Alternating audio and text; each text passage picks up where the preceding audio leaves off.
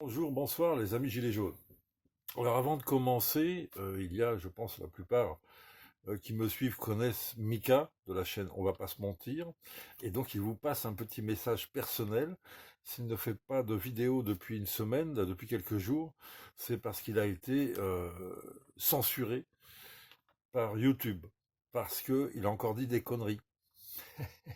Mika, Mika il s'est fait condamner parce qu'il avait dit qu'il fallait se défendre contre la violence policière, donc ça a été condamné. Et maintenant, donc là, sa chaîne est strikée, je crois que c'est ça le mot, censurée, parce qu'il a dit que l'OMS racontait des conneries. Et donc, réellement, YouTube lui a fait savoir que non, ça, on ne peut pas dire ça, et que donc sa chaîne est fermée pendant une semaine, et s'il continue, elle sera fermée définitivement. Donc Mika là a ouvert un compte Odyssée. Je vais vous passer le lien de sa dernière vidéo sur la chaîne Odyssée, et donc qui est une chaîne comme YouTube mais sans censure. Je vais aussi ouvrir un compte, un de ces quatre. Ça permet d'avoir dans un sens une chaîne de secours. Et donc voilà, si vous voulez savoir ce qu'il en est, ce qu'il raconte lui-même, allez voir le lien que je mets en dessous de la chaîne Odyssée de Mika sur Odyssée. Et puis vérifiez aussi que vous êtes toujours abonné chez lui, parce qu'il lui a aussi retiré 700, plus de 700 abonnés. Dans le même coup, tu vois, la punition. Donc à chacun de retourner voir s'il est bien toujours abonné. Chez Mika. Bon, force et honneur. Sinon, je voulais parler quoi? Oui, de la manif anti-placement de l'ASE, placement abusif de l'ASE et anti-pédocriminalité. Bien sûr, toujours insister sur le fait que n'importe quelle société a besoin d'un organisme style ASE pour protéger des enfants réellement en danger. On est bien d'accord. Le problème, ce qu'on critique, ce qu'on pointe du doigt, ce sont les placements abusifs. Et là, c'est pour ceux qui ont écouté les témoignages des parents pendant la manif de dimanche, tu comprends qu'il y a des vrais problèmes ça devient de la perversité, tu vois, faire souffrir des familles et des enfants sur des motifs complètement débiles, hein, parce que éventuellement le parent aime trop son enfant. Donc à partir de là, tu peux les retirer à tout le monde, on est d'accord, quoi. C'est là où ça va pas du tout. Et donc derrière, on a des témoignages terrifiants de perversité, de perversion qui se déroulent dans certains cas d'enfants placés à l'ASE, l'aide sociale à l'enfance. Donc, écoute, cette édition, c'est marrant parce qu'il n'y avait pas grand monde, hein, mais véritablement, ceux qui sont là sont tellement satisfaits de briser le tabou ensemble qu'on a l'impression d'être une force incroyable. De fait, hein, c'est l'hiver, c'est le Corona Circus, le confinement, tous ces emmerdes, la crise pour beaucoup. Donc évidemment, tu n'as pas le temps non plus forcément de venir manifester. Mais il n'y a pas de souci, quoi. Faut tenir tout l'hiver. Nous, les Gilets jaunes, on est habitués, donc que les parents en lutte ne s'inquiètent pas, hein. Il y aura toujours des Gilets jaunes tous les dimanches qu'il faudra cet hiver. Et voilà, il faut engager cette lutte dans le temps long, évidemment, hein. On se bat pas seulement pour les enfants d'aujourd'hui, mais on se bat aussi pour que ça s'arrête, que ce système s'arrête, qu'il y ait des meilleurs contrôles, des meilleurs garde-fous, je sais pas quoi, mais ça ne va pas, quoi. Donc c'est un travail politique sur le temps long qu'on doit engager, tu vois, pour qu'il y ait des vraies réformes qui interdisent tout, enfin, voilà, qui mettent des garde-fous à toutes ces tragédies. Donc on lâche rien, et surtout donc il y a eu plusieurs villes hein, qui ont pris l'initiative de manifester également. Alors ils disent oui, on n'était pas beaucoup. Non, nous non plus, personne n'était beaucoup. À Grenoble, ils étaient 30, mais c'est énorme, 30 à Grenoble, par rapport à toi proportionnellement. Donc pour une première, on verra dans 6 mois combien vous serez, au printemps, quand ça sera plus facile pour tout le monde de sortir. Et c'est là-dessus qu'il ne faut pas lâcher et qu'il y ait de plus en plus de villes au fur et à mesure du temps, tu vois. Et s'il y a 20, 30 villes qui manifestent le deuxième dimanche de chaque mois, donc ça sera tous les deuxièmes dimanches de chaque mois. S'il y a 20, 30, pourquoi pas 40 villes qui commencent à manifester, tu comprends qu'il y a un moment, réellement, ça fera bouger les lignes. Donc voilà, on lâche rien les amis. Sinon, alors après, avant, donc celle de dimanche, il y avait évidemment la manif du 10, la manif des Gilets jaunes à Paris. Et avec cette surprise, donc il n'y avait pas un seul policier. On s'est retrouvé comme des cons, entre guillemets. On n'avait pas l'habitude. Pas de nassage. Mais même pas un rang devant, un rang derrière. Il y avait 2 scooters et 2 voitures devant et une voiture derrière. Pour faire la circulation, pas plus. Alors bon, c'est intéressant parce que ça signifie bien que nous ne sommes pas dangereux. Les policiers le savent très bien. Donc ce qu'ils ont fait, pourquoi? C'est parce qu'effectivement, donc samedi, il y avait en même temps, euh, dans toute la France justement, euh, comment dire, les anti-PMA GPA, anti-loi bioéthique, anti donc l'avortement à 9 mois, etc., ce qui est pas rien comme lutte, euh, qui donc manifestaient dans toute la France, et des appels communs des LGBT et des antifas pour faire des contre-manifestations. Donc ce sont eux qui ont utilisé les forces de police. Mais c'est malgré tout, toi, si on était vraiment dangereux, même s'il y avait eu ces grandes manifestations, le préfet allemand nous aurait mis une compagnie de CRS sur le dos. Mais parce que voilà, toi, donc ils savent qu'on n'est pas dangereux, donc ils n'avaient pas assez de, tu vois qu'ils sont légers hein, en personnel, hein. Ils n'en avaient pas assez pour nous, donc ils nous laissent tranquilles puisqu'ils savent qu'on n'est pas dangereux. Donc c'est intéressant ce petit fait qui va nous permettre à nous quand on déclare, puisque tu sais qu'il y a des zones interdites aux gilets jaunes, les centres de pouvoir, et donc ça nous est toujours interdit quand on déclare près de ces lieux de pouvoir, ça nous est interdit, au motif principal que nous sommes des gens violents. T'as vu ma gueule? Et donc là, bon bah tu vois, il y a entre guillemets ce motif saute. Ok. Donc d'ailleurs de fait, je fais partie des déclarants de la prochaine manifestation, de samedi prochain, avec Sébastien et Eric et Patrice Le Tambour et j'ai pas la liste là, mais il y en a d'autres. Hein, voilà, très bien. Et donc là pour le moment, on déclare évidemment près d'un lieu de pouvoir, et ce qui n'est pas encore extraordinaire, puisqu'on demande là de pouvoir partir de l'hôtel du parvis de l'hôtel de ville, principalement pour demander un rendez-vous à Madame Hidalgo pour lui demander pourquoi elle laisse s'opérer cette campagne d'affichage excessif, politique, d'un personnage qui ressemble beaucoup à Emmanuel Macron. Dans les rues de Paris, tu vois, il colle des affiches de partout. C'est interdit de coller des affiches politiques de partout. Là, t'en as un qui ne se gêne pas, c'est le président de la République. Le méprisant de la République. Donc voilà, on voudrait demander effectivement à Madame Hidalgo de faire quelque chose pour la propreté de notre ville. Voilà. Mais ça sera certainement refusé puisque c'est une zone interdite aux gilets jaunes. Donc je vous tiendrai au courant, évidemment. Dans tous les cas, l'itinéraire, au pire, frôlera donc les zones interdites, tu vois, pour les faire exister, pour démontrer qu'elles existent. Et c'est pareil, tous ces refus, on va maintenant les collectionner pour de bon, et beaucoup de refus précédents. Hein, il va y avoir une plainte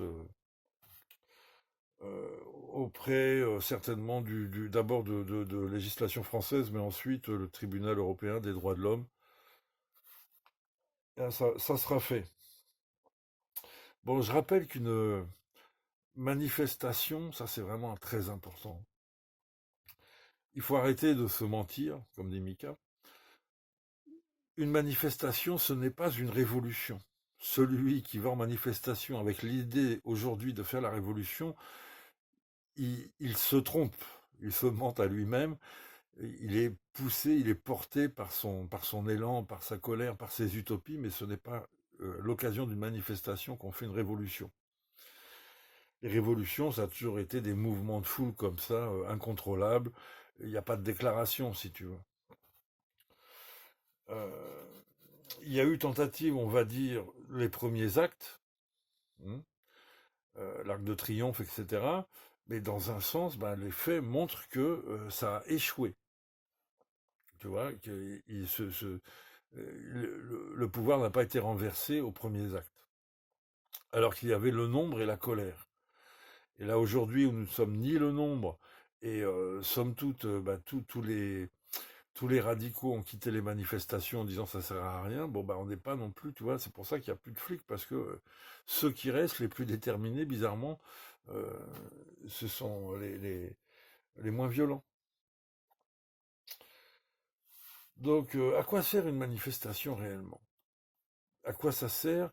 Voilà, pourquoi est-ce qu'on est fou et qu'on va juste se promener, se faire plaisir, ou est-ce que réellement il y a une utilité aux manifestations?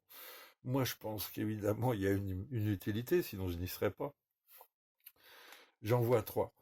D'abord, la pression populaire permanente. Euh, si les gilets jaunes décident de dire bah, c'est terminé, on arrête de manifester. On continue nos opérations à côté, tu vois, toutes nos initiatives, etc., de pression, mais les manifestations, non. Parce que ça sert à rien. Je sais pas pourquoi, tu vois, on dit ça sert à rien. Non, ça ne sert pas à rien, ça sert à rappeler au pouvoir qu'il y a toujours la petite lumière qui est là. Les gens sont là, les gilets jaunes sont là, peut-être pas nombreux, etc. Mais attention, hein, le pouvoir, c'est très bien que chaque fois que tu fais un sondage, il y a un minimum de 50% de gens qui sont derrière de la population française. Mais c'est plutôt 60 à 80% des gens qui soutiennent toujours les revendications des Gilets jaunes. Et quand tu demandes, tu fais ces sondages, un sondé sur 10 dit carrément je suis gilet jaune. 10% disent je suis gilet jaune. 10% d'un corps électoral de 44 millions d'électeurs, ça fait 4,4 millions. 4 millions 400 000. Hein, d'accord? Donc c'est du monde. Même si on n'est que 100 ou 200 à manifester le samedi et à faire un tour pour dire on est là, ils le savent, eux, que derrière cette apparence faiblesse, il y a encore le phénomène de fond des Gilets jaunes, donc des citoyens en but à la crise sociale, avant même le corona circus et le confinement politique, etc., qui génère encore une plus grande crise, évidemment. Donc les amis, bon voilà, il faut manifester, c'est ça, c'est vraiment voilà, montrer que le problème n'est pas réglé. Et donc mettre une pression populaire, politique, voilà, c'est ça. C'est manifester une fois par semaine. Et comment dire, mais il y a eu tellement de... Je me souviens plus, c'était les veuves, je crois, en Amérique du Sud, ou les mères qui avaient perdu, c'était en Argentine, les mères qui avaient perdu un enfant pendant les dictatures, elles ont manifesté, et je crois qu'elles manifestent encore, depuis donc plusieurs dizaines d'années. Et ils sont toujours là, et voilà. Et peut-être que l'État ne réagit pas, etc. Mais il y a quand même eu des avancées de temps en temps, etc., etc. Et tant que tu lâches pas, de toute façon, la pression est là, y compris populaire. Le peuple voit, tu vois, de toute façon. Donc c'est très important de manifester. Le deuxième objectif, bon, qui rejoint un peu le premier, mais le premier autant c'est vis-à-vis des politiques. Le deuxième, c'est beaucoup la visibilité vis-à-vis des médias, c'est-à-dire vis-à-vis de l'opinion, vis-à-vis du public, de la population. Il y a deux façons d'attirer l'attention des médias et de l'opinion. C'est par le nombre et par ce qu'on peut appeler des coups d'éclat. Comme Greenpeace, tu vois, quand ils investissent une centrale nucléaire ou ils arraisonnent un chalutier en pleine mer, etc., etc. Là, tu vois que tu attires évidemment l'attention. Et donc, nous devons évidemment rechercher le nombre. Le retour du nombre, ça sera certainement pas avant le printemps. Mais nous devons aussi compléter, je dirais, notre action de manifestation par des opérations organisées. Un peu avant, un peu après ou pendant, tu vois, mais il faut qu'on reste dangereux comme du lait sur le feu. Et ça, comment les faire, ces coups d'éclat? Bah, ceci dit, c'est la troisième bonne raison de manifester, c'est de se rencontrer, de faire du réseau et de préparer des coups ensemble. D'accord? Parce que tu fais énormément de choses via les réseaux sociaux, c'est très bien, mais le réel impacte beaucoup plus, d'accord, l'opinion publique que des déclarations sur les médias, des vidéos, etc. Et donc, nous pouvons, pendant ces manifestations, nous rencontrer, parler de visu, échanger, comprendre, se connecter en affinité aussi, donc créer des petits groupes, faire des petites opérations, préparer des petites opérations. Donc, de mon point de vue, il y a énormément de bonnes raisons à manifester au moins une fois par semaine pour se retrouver. C'est une sorte d'assemblée générale. Dans un sens, la manifestation à Paris, il n'y a pas d'assemblée générale de Gilets jaunes parisiens. C'est la manifestation qui fait cet office-là, et c'est dans ces manifestations qu'on échange sur de nombreux points.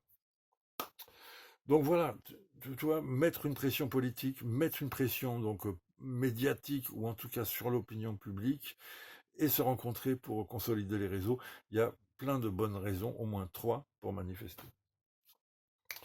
Voilà, je ne vais pas m'étendre. Je voulais aussi parler, voilà, très important, d'un petit papier qu'on va passer à la dernière manifestation. Tu vois. Les journées du 16, 17 et 18 octobre 2020. Donc le week-end prochain, il y a 3 jours pour ne plus fermer les yeux. Donc c'est une manifestation de 3 jours contre les violences policières. Et donc le vendredi 16, il y a des concerts de soutien aux mutilés par la police. Alors, bon, je suis pas un spécialiste de la musique, mais il y a 4 concerts, tu vois. Alors, je te donne les noms. Chai ou, ouais, voilà, tu vois. Bon, Ambré, hein, Rature, Tali Z, DJ7, d'accord. C'est pas de la chanson française avec des accordéons. Hein, ça, c'est, je crois qu'on peut dire ça. Alors, c'est à la salle du Micmac qui est aux 2 rue Lescouve. D'accord. À partir de 18h le vendredi. Le samedi, donc, contre les violences policières, expo, film, débat, principalement à la fameuse salle du Micmac, toute la journée, il y a énormément de choses, je ne vais pas te faire le... Il y aura aussi le film Un pays qui se tient sage de David Dufresne, qui passera au ciné de Saint-Leu. Et le dimanche, enfin, à partir de 15h, à la MACU, M-A-C-U, Marche des mutilés pour l'exemple. Donc là, voilà, si vous avez un peu de temps pour circuler, de moyens pour circuler, il y a Amiens, qui peut être très intéressant. Et sinon, bon bah donc à Paris, ok, on est en train de s'en occuper les amis. Eh bien, on va s'arrêter là, dis donc 18 minutes. À très bientôt.